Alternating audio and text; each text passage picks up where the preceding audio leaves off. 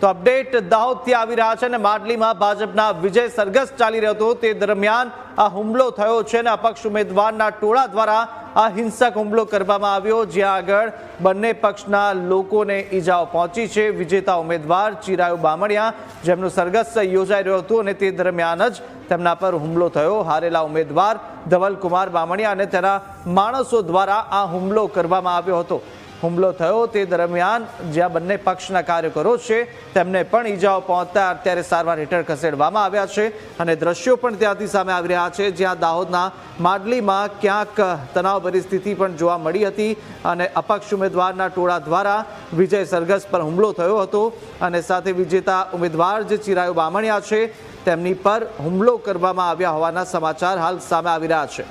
હારેલા ઉમેદવાર હતા ધવલકુમાર બામણિયા કે જેઓ અપક્ષ ઉમેદવારી કરી હતી અને તેમના માણસો સાથે મળી અને તેમને આ વિજય સરઘસ જ્યારે ચાલી રહ્યું હતું તેને પર હુમલો કરવામાં આવ્યો।